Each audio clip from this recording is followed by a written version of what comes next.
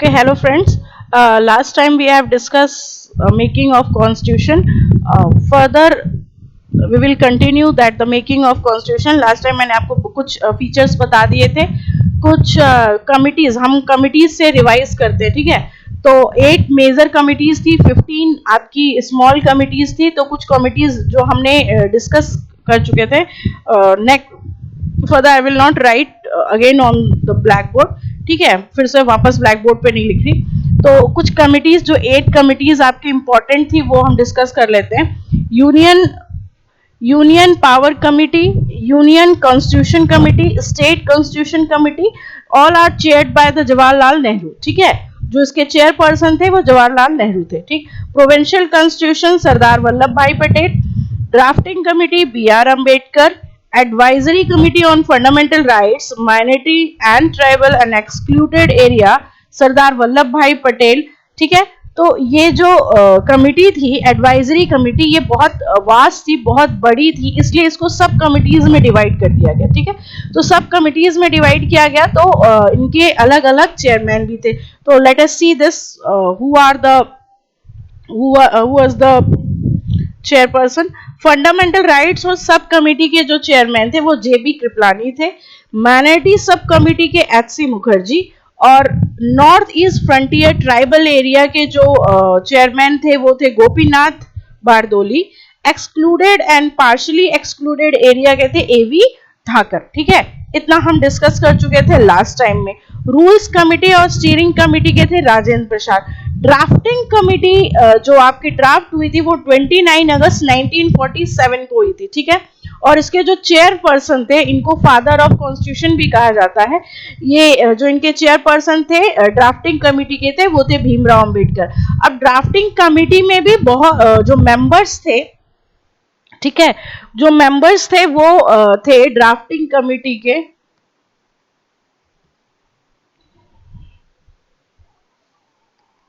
Members of drafting committee, ठीक है, members. तो एक एक डिस्कस करते हैं। एन गोपाल स्वामी, बाकी मेंबर्स हम ब्लैक बोर्ड पे लास्ट वीडियो में डिस्कस कर चुके थे, ठीक है। एन गोपाल स्वामी, एनगर, ठीक। बी ए कृष्णा स्वामी अय्यर,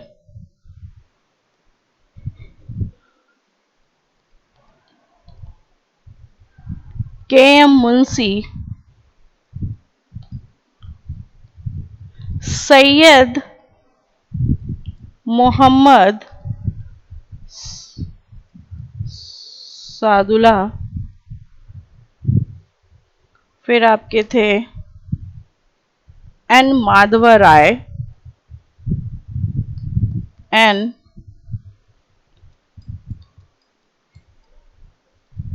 माधवा राय replaced,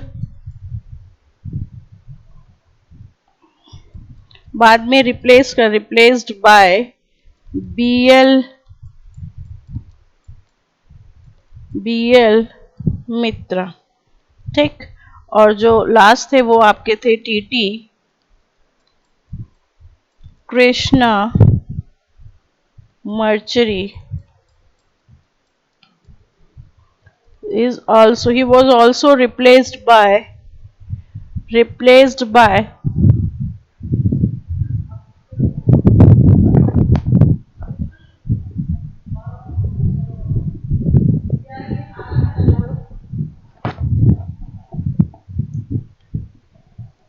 TT Krishnamachari,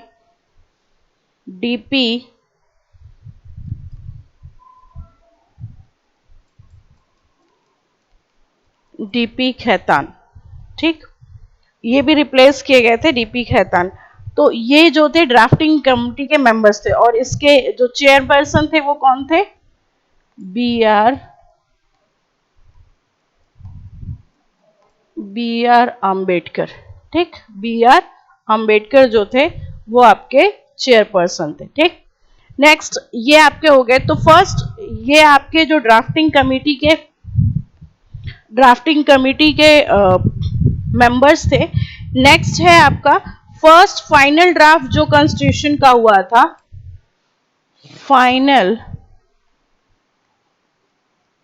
final draft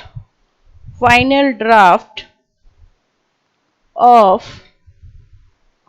constitution हुआ था आपका Feb 1948, Feb 1948। ठीक, एंड द कॉन्स्टिट्यूशन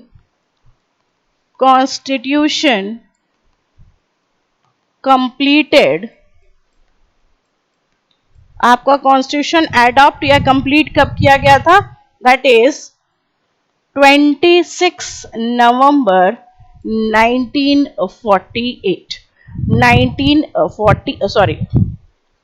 1949। ठीक है, जो कॉन्स्टिट्यूशन कंप्लीट हुआ था या फिर इसको अडॉप्ट किया गया था 26 नवंबर 1949। इस समय तक आपके जो कॉन्स्टिट्यूशंस में थे कितने क्या क्या इंक्लूड था आपके कॉन्स्टिट्यूशन में।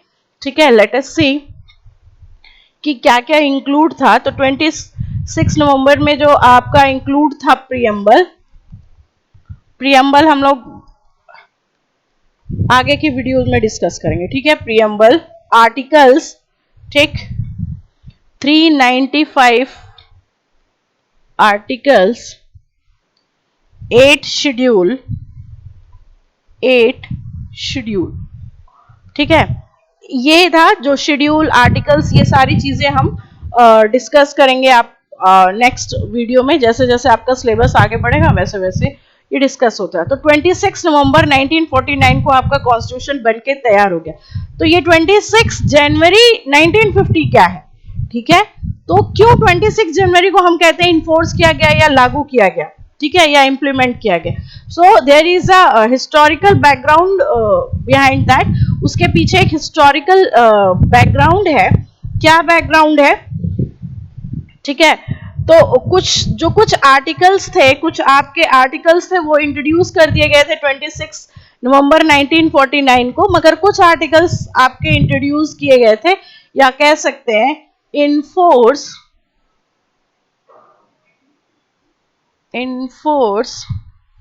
कॉन्स्टिट्यूशन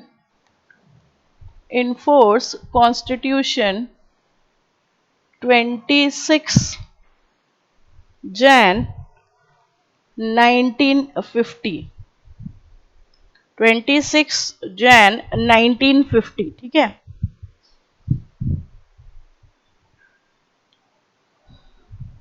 26 जनवरी 1950 को इन्फोर्स किया गया था। क्यों किया गया था? क्योंकि आपका कंप्लीट तो 26 नवंबर को ही हो गया था, 26 नवंबर को ही हो गया था, मगर ये जनवरी 1950 को। So there is a historical story bit. क्या हुआ था कि 1930 में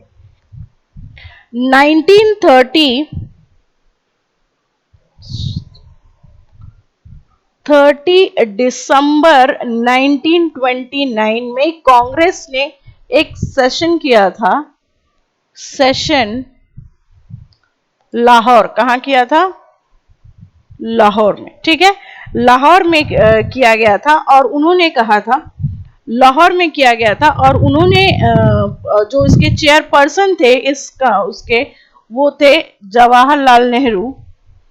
ठीक, तो उन्होंने एक डेट डिसाइड किया था। जवाहरलाल नेहरू जब लाहौर में Lahore you can side of the Ravi river, ठीक है, तो उन्होंने ये डिसीजन लिया था या उन्होंने डिक्लेयर किया था कि हम एक दिन जो है वो पूर्ण स्वराज क्या है, पूर्ण स्वराज की तरह मनाएंगे। ठीक है, पूर्ण स्वराज की तरह उसको मनाएंगे। ठीक है, तो उन्होंने इसी कब कौन से डे को पूर्ण स्वराज मनाएंगे? तो उन्होंने कहा कि 26 जनवरी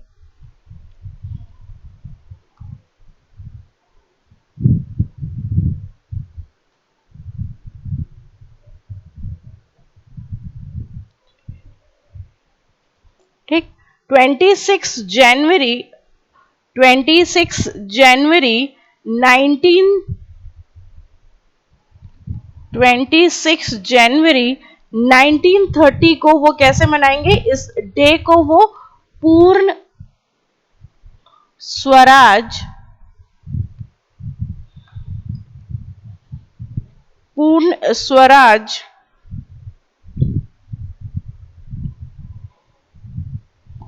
ठीक है, या फिर इंडिपेंडेंस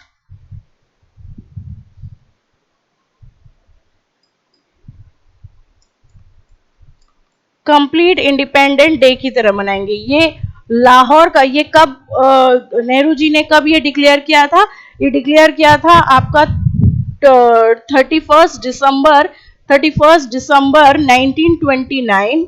कहाँ किया था? रावी नदी के किनारे, ठीक, कांग्रेस सेशन में लाहौर में। और किसने किया था? जवाहरलाल नेहरू ने ये डिक्लेयर किया था कि एक दिन जो है 26 जनवरी 1930 का हम जो है उसको पूर्ण स्वराज की तरह मनाएंगे। इसीलिए ये क्या हुआ कि 26 जनवरी को इन्होंने कंप्लीट, इसीलिए ये 26 जनवरी को लिया गया कि पूर्ण स्वराज उस दिन, इसीलिए जो है उसको अडॉप्ट किया गया 26 जनवरी 1950 को। ठीक है, 26 डेज, मतलब 26 जो डेट थी वो मेन इंपॉर्टेंट आपका था, इसी वजह से लिया गया क्योंकि वो एक डिसीजन लिया था उन्होंने कि हम उस समय पूर्ण स्वराज मनाएंगे 1930 में। ठीक है, 26 जनवरी 1930 को हम पूर्ण स्वराज मनाएंगे, इसीलिए ये जो 26 जनवरी है इसको इन्होंने पूर्ण स्वराज की तरह मनाया। और 26 जनवरी को आपका जो कॉन्स्टिट्यूशन है वो पूरी तरह से क्या गया, पूरी तरह से इम्प्लीमेंट कर दिया गया, इन्फोर्स कर दिया गया। ठीक है, तो जब भी कंप्लीट होता है वो 26 जनवरी 1949 को होता है, और जब हम इन्फोर्स करते हैं, लागू कर दिया, पारित करते कहते हैं, तो वो आपका होता है 26 जनवरी 1950 को। ठीक, तो कॉन्स्टिट्यूशन बन गया। मगर कॉन्स्टिट्यूशन में आपको पता है कि जब बहुत सारे लोग बहुत सारा काम करते हैं या कोई पार्टी काम करती है तो उसमें बहुत सारे क्रिटिसिज्म होते हैं। ठीक, तो इस कॉन्स्टिट्यूशन को भी क्रिटिसाइज किया गया। ठीक है, इस कॉन्स्टिट्यूशन को भी क्रिटिसाइज किया गया, क्रिटिसिज्म किया गया। तो इसका क्रिटिसिज्म हम 2-3 क्रिटिसिज्म देख लेते हैं।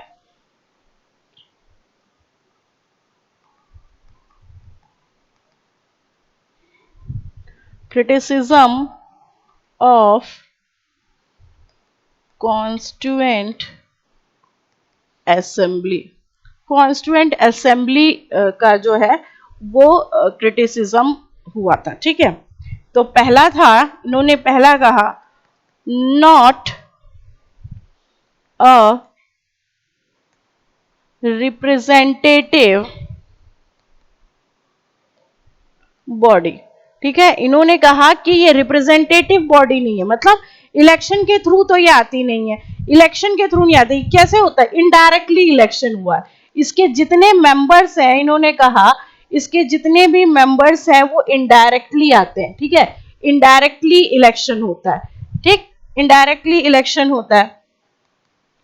तो उन्होंने कहा कि ये रिप्रेजेंटेटिव बॉडी नहीं है, सब लोग इसमें वोट नहीं करते हैं, सब लोग इसमें, सबके पास वोटिंग पावर नहीं है, इसलिए ये इनडायरेक्टली इलेक्शन होके आते हैं और असेंबली के थ्रू आते हैं। दूसरा, इन्होंने कहा कि बहुत टाइम कंज्यूमिंग है, टाइम कंज्यूमिंग। जैसे क्यों ऐसा कहा? कि उन्होंने कहा कि जो यूएसए का कॉन्स्टिट्यूशन था वो 4 महीने में बनके तैयार हो गया, और हमारा जो कॉन्स्टिट्यूशन है उसको बनने में अप्रॉक्स 3 इयर्स लगे थे। That means 12 years 11 months 18 days, date मतलब 18 दिन जो थे वो लगे थे। तो उन्होंने कहा टाइम कंज्यूमिंग है। फिर उन्होंने कहा नॉट अ सोवेरियन बॉडी। क्यों? इन्होंने कहा जो ये कॉन्स्टिट्यूएंट असेंबली है ये जो है ये ब्रिटिश प्रपोजल है।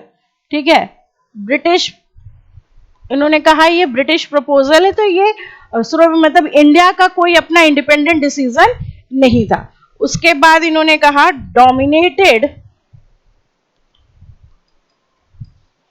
Dominated by Congress.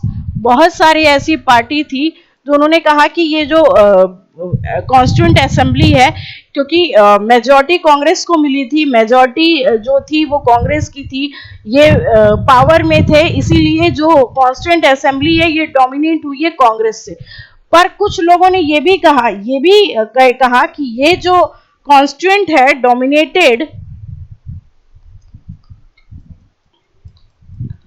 Dominated by Hindu. उन्होंने कहा कि ये जो है वो हिंदू है, किसने, बॉडी ऑफ हिंदू कहा गया, कि मतलब इसमें जितने भी हैं सब हिंदू हैं और हिंदू का डोमिनेशन है, ये हिंदू की पार्टी है, कॉन्स्टिट्यूएंट असेंबली में ज्यादातर हिंदू है। ठीक है, तो इस तरह से बहुत ज्यादा, कुछ ने कहा रिप्रेजेंटेटिव नहीं है, टाइम कंज्यूमिंग है, ब्रिटिश का प्रपोजल था, इंडिया का कोई अपना डिसीजन नहीं था। ठीक है, डोमिनेट बाय कांग्रेस, कांग्रेस ने जो है, कांग्रेस उसे डोमिनेट करती है कॉन्स्टिट्यूएंट असेंबली को, डोमिनेटेड बाय हिंदू। ठीक है, जो वो है, और किसने कहा था, एक वाइसोकेंट, लॉर्ड वाइसोकेंट साइमन, इसको याद रखना,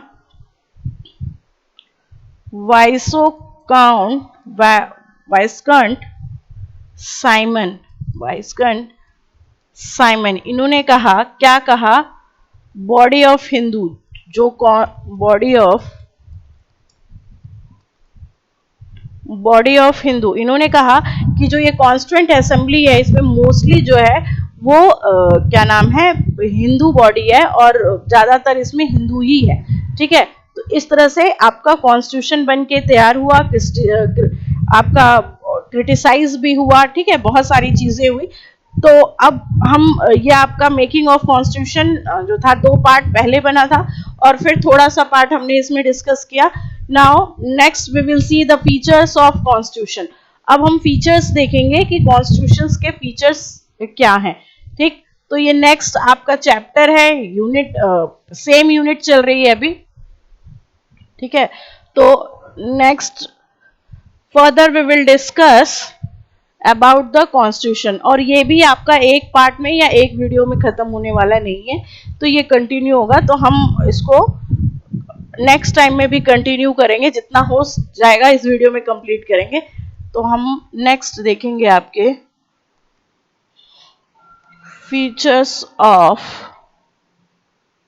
कॉन्स्टिट्यूशन।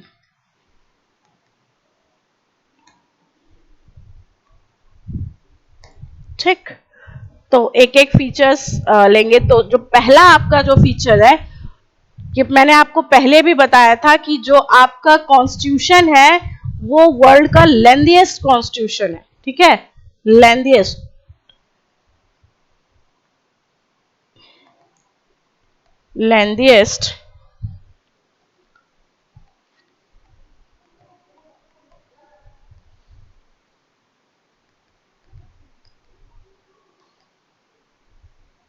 ठीक है, लेंथीएस्ट कॉन्स्टिट्यूशन है। अब रिटन क्यों लिखा है, कि देखिए 2 तरह के कॉन्स्टिट्यूशन होते हैं, एक रिटन होता है। ठीक है, तो हम इस तरह से कर देते हैं इसको, कॉन्स्टिट्यूशन जो होता है वो आपका एक होता है रिटन होता है, एक अनरिटन होता है। ठीक, तो जो रिटन होता है वो क्या होता है, कोडिफाइड होता है, कोडिफाइड प्लस कंपाइल्ड। ठीक, और जो अनरिटन होता है ये आपका अनकोडिफाइड होता है। ठीक है, तो 2 तरह के कॉन्स्टिट्यूशंस होते हैं, कुछ रिटन होते हैं और अनरिटन होते हैं। जो रिटन होता है वो आपका कोडिफाइड और कंपाइल्ड होता है, और जो आपका अनरिटन होता है वो अनकोडिफाइड होता है। ठीक है, कोडिफिकेशन नहीं होता है। ठीक, अनकोडिफाइड होता है। ठीक, और इसका एग्जाम्पल क्या है, लैक ऑफ कोडिफिकेशन। तो रिटन कॉन्स्टिट्यूशन का जो एग्जाम्पल है वो है आपका अमेरिका और इंडिया। ठीक है, और जो अनकोडिफाइड है या फिर जो अनरिटन है, इसका एग्जाम्पल है ब्रिटिश कॉन्स्टिट्यूशन जो है वो रिटन नहीं है, और भी बहुत सारी कंट्रीज हैं।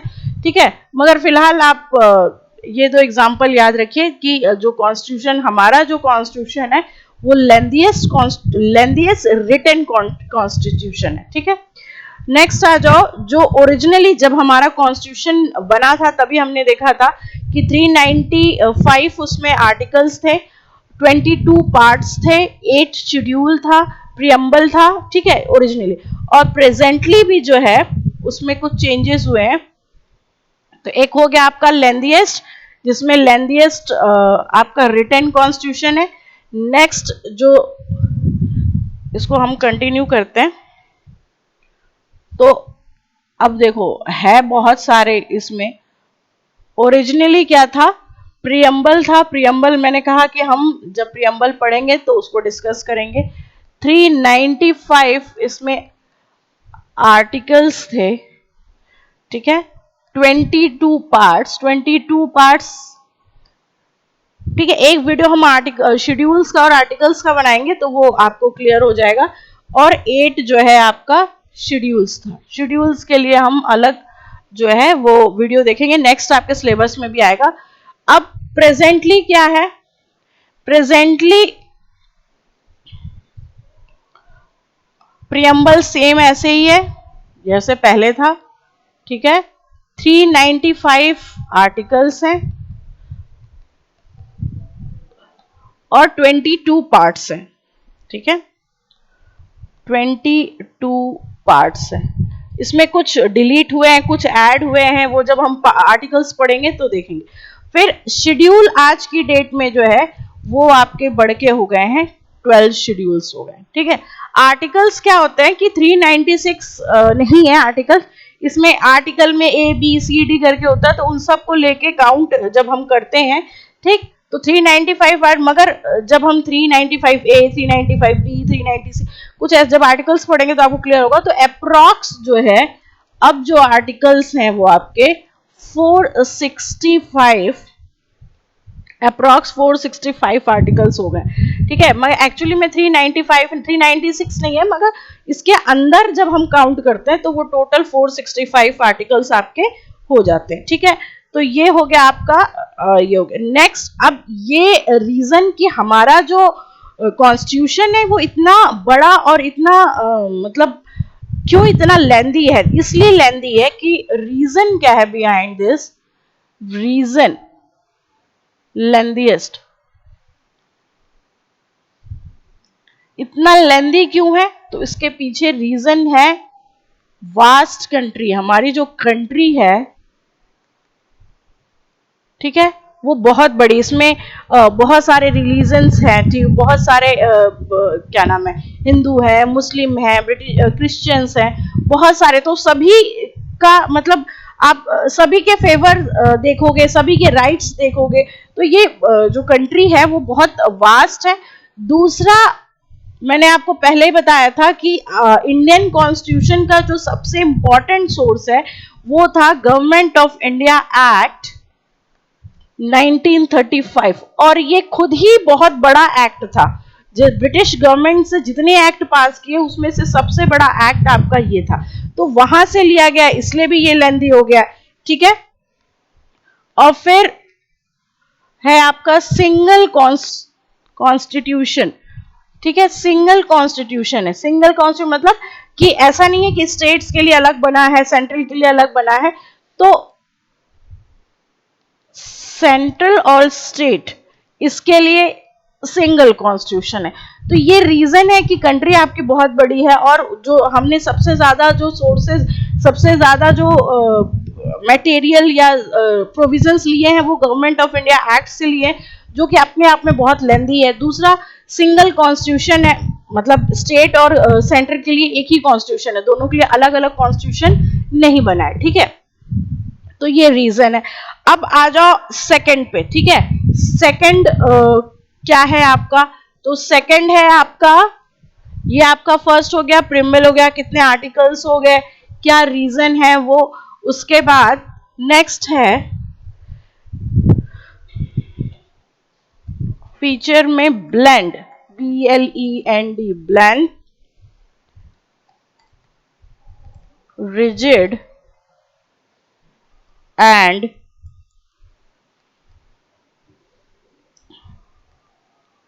फ्लेक्सिबल। ठीक है, तो हमारा कॉन्स्टिट्यूशन क्या है, ब्लेंड है, ना तो बहुत रिजिड है और ना ही बहुत फ्लेक्सिबल है। जैसे कि कुछ बिल्स अगर पास करने हैं या कुछ प्रोविजंस पास करने या कुछ चीजों पे बहुत ज्यादा मेजॉरिटी चाहिए होती है, उतनी मेजॉरिटी होना चाहिए, तो इसका मतलब कि वो रिजिड है। ठीक है, और कुछ बहुत इजीली बिल जो है वो पास हो जाते हैं। ठीक है, जो बहुत इजीली पास हो जाते हैं, इसका मतलब कि फ्लेक्सिबल, उनके लिए बहुत ज्यादा मेजॉरिटी की जरूरत नहीं है। तो सबसे ज्यादा रिजिड अगर कहीं का कॉन्स्टिट्यूशन है तो वो यूएसए का है, और जो सबसे फ्लेक्सिबल है वो आपका जो बहुत सबसे ज्यादा फ्लेक्सिबल है वो आपका ब्रिटेन का है, ब्रिटिश।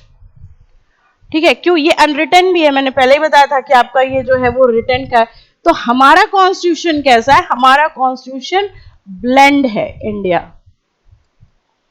ठीक है, रिजिड और फ्लेक्सिबिलिटी, कुछ बिल्स में कुछ जगहों पे बहुत ज्यादा मेजॉरिटी की जरूरत, इतनी मेजॉरिटी होनी ही चाहिए, और कुछ जब हम आगे अमेंडमेंट्स पढ़ें, जब हम ये पढ़ेंगे फीचर्स को और वास्ट में, तो पता चलेगा कि किसमें बहुत ज्यादा, मतलब कौन से बिल ऐसे हैं जिसमें रिजिड है और कौन से बिल ऐसे हैं जो फ्लेक्सिबल है। ठीक है, तो वो हम आगे देखेंगे, पर इतना आप जान लो कि आपका जो कॉन्स्टिट्यूशन है वो मिक्स है, ना तो बहुत ज्यादा रिजिड है और ना ही बहुत ज्यादा फ्लेक्सिबल है। ठीक है, जो थर्ड आपका फीचर है, वो थर्ड फीचर है आपका ड्रॉन फ्रॉम वेरियस सोर्सेस।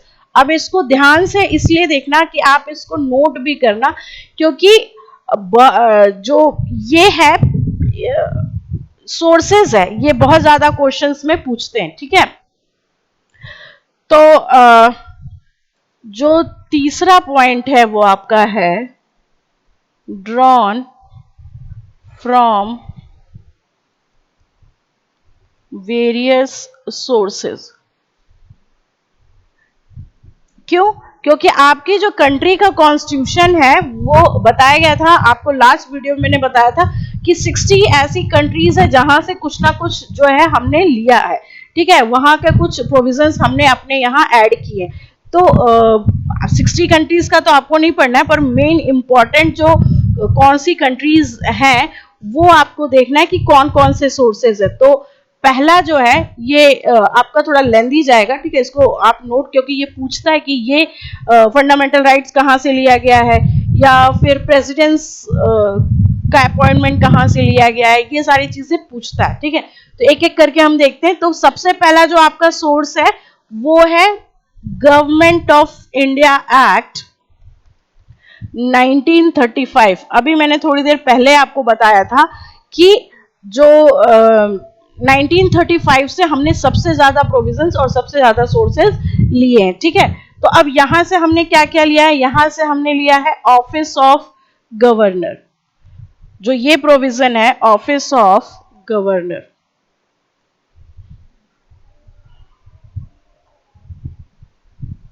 ठीक, ऑफिस ऑफ गवर्नर। और क्या लिया है हमने, हमने लिया है इमरजेंसी। इमरजेंसी हम डिटेल में पढ़ेंगे।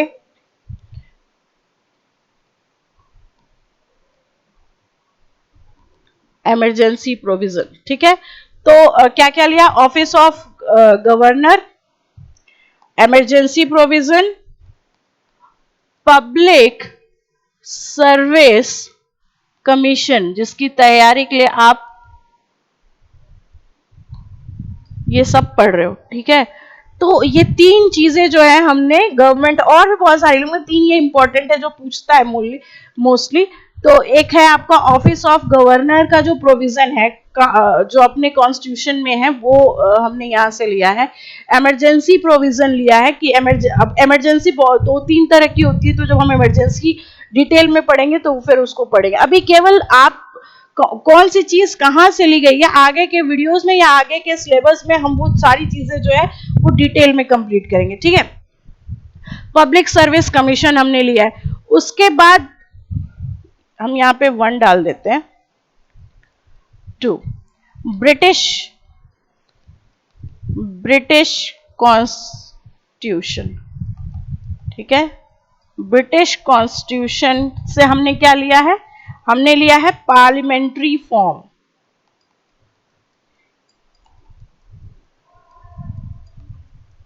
Parliamentary form of government. हमारे यहाँ पार्लियामेंट सबसे ऊपर है, ठीक है। तो पहले भी वो दो हाउसेस, जो ब्रिटिश जब यहाँ रूल कर रही थी तब तो वो बार बार दो हाउसेस बना रहे थे, लेजिस्लेटिव बनाया था, फिर उसने काउंसिल ऑफ स्टेट बनाया था, तो वो चीज जो है वो हमने वहीं से ली है, ठीक है। तो पार्लियामेंट्री फॉर्म ऑफ गवर्नमेंट है। और क्या लिया है हमने, रूल ऑफ लॉ हमने लिया है बाई कैमलिज्म, 2 हाउसेस, जिसमें 2 हाउसेस है। हमारे यहाँ भी 2 हाउसेस है, राज्यसभा और लोकसभा, ठीक है। बाइकैमलिज्म लिया है। रूल ऑफ लॉ, लॉ के रूल्स हमने लिए हैं। फिर हमने लिया है, और क्या लिया, सिंगल सिटीजनशिप, सिंगल सिटीजनशिप, ठीक है। सिंगल सिटीजनशिप का मतलब कि चाहे आप किसी भी स्टेट के हैं मगर आपका सिटीजनशिप केवल इंडिया, ऐसा नहीं है कि आप बिहार के तो आपका सिटीजनशिप जो है वो बिहार का हो जाएगा। आपका क्या नाम है, जो डोमिसाइल होगा वो बिहार का होगा या महाराष्ट्र का होगा या साउथ का होगा, मगर जो आपकी सिटीजनशिप है वो इंडियन ही होगी, ठीक है। आप कहीं भी सिटीजनशिप भरोगे तो इंडिया ही भरोगे, बिहार, उत्तर प्रदेश और महाराष्ट्र, साउथ इंडियन, मेघालय ये नहीं भरोगे, ठीक है। तो उन्होंने कहा कि सिंगल मतलब कि एक कंट्री में जितने भी स्टेट्स हैं या जो भी हैं, अगर आप उनके सिटीजन है तो आपकी जो सिटीजनशिप होगी वो इंडिया, यानी इंडिया में जितने भी स्टेट्स हैं उन सब की सिटीजनशिप क्या है, इंडियन है, एक सिंगल सिटीजनशिप है, ठीक है। तो ये 2 पॉइंट आपके ये हो गए, ठीक। थर्ड है आप थर्ड जो सोर्स है वो है यूएसए, ठीक है। यूएसए से हमने क्या क्या लिया है, तो वो देख लेते हैं कि यूएसए से क्या क्या लिया है। देखो ऐसे बहुत सारी कंट्रीज हैं और पूरा इस वीडियो में तो कंप्लीट नहीं हो पाएगा, तो पर ये सारी चीजें आप नोट कर लेंगे और याद कर लेंगे, ठीक है। यूएस कॉन्स्टिट्यूशन,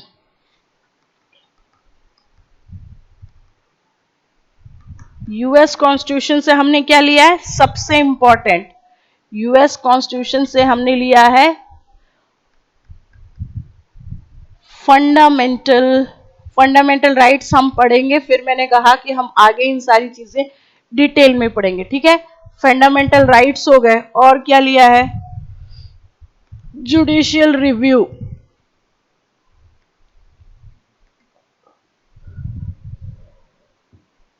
इम्पीचमेंट, इम्पीचमेंट ये क्या होता है, इम्पीचमेंट, इम्पीचमेंट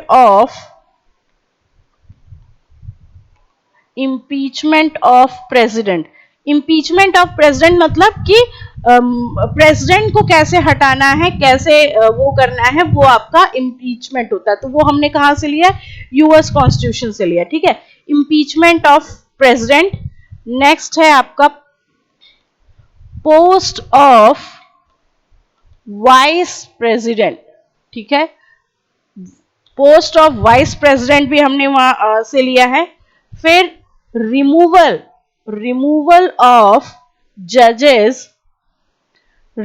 ऑफ जजेस सुप्रीम कोर्ट और हाई कोर्ट। देखो अब ये आज के वीडियो में हम केवल 3 ही कर पाएंगे, फिर भी आप ये याद रखना जो पहला सोर्स है वो गवर्नमेंट ऑफ इंडिया, वहां से हमने क्या क्या लिया है, office of governor, emergency provision और पब्लिक सर्विस कमीशन हमने यहां से लिया। ब्रिटिश से क्या लिया, पार्लियामेंट्री फॉर्म, ठीक है। बाइकैमलिज्म, हमने बाइकैमलिज्म पढ़ा है कि क्या होता है, हमारे यहाँ भी 2 हाउसेस है, रूल ऑफ लॉ और सिंगल सिटीजनशिप। उसके बाद यूएस कॉन्स्टिट्यूशन से क्या है आपका, फंडामेंटल राइट्स। ये क्वेश्चन बहुत पूछता है कि फंडामेंटल राइट्स कौन से कंट्री से लिया गया, तो फंडामेंटल राइट्स हो गए, जुडिशियल रिव्यू हो गए, इम्पीचमेंट ऑफ प्रेसिडेंट, अगर प्रेसिडेंट को हटाना है तो उसका क्या प्रोविजन है, उसका क्या प्रोसेस है, ये भी हमने यूएस से लिया है। फिर पोस्ट ऑफ वाइस प्रेसिडेंट, हमारे यहाँ वाइस प्रेसिडेंट की पोस्ट होती है, सबको पता है, वो प्रोविजन कहां से लिया गया, यूएस से लिया है। रिमूवल ऑफ जजेस of supreme court and high court, high court और सुप्रीम कोर्ट के जो जजेस हैं, ठीक है, उनको कैसे रिमूव करना है या उनको कैसे हटाना है, ये भी जो है वो हमने यूएस कॉन्स्टिट्यूशन से लिया है। तो देखिए तीन, अभी आपके तीन सोर्सेस कंप्लीट हुए हैं। नेक्स्ट वीडियो में जो है वो हम इसको करेंगे और भी सारे फीचर्स करेंगे, क्योंकि ये भाई आपका कॉन्स्टिट्यूशन लेंदी है तो फीचर्स भी इसमें बहुत सारे हैं। तो will try to complete in next video, पर देखते हैं कंप्लीट होता है कि नहीं। पर ये तीन जो सोर्सेज हैं आप नोट डाउन करके और अच्छे से इसको लर्न कर लीजिए, क्योंकि ये हर एग्जाम में, चाहे आप पब्लिक सर्विस कमीशन का पेपर दे रहे हो या कहीं कोई भी कंपटीशन दे रहे हो, तो ये इस तरह से पॉलिटी से पूछता है। ठीक है, तो we will see the next video. Okay, thank you.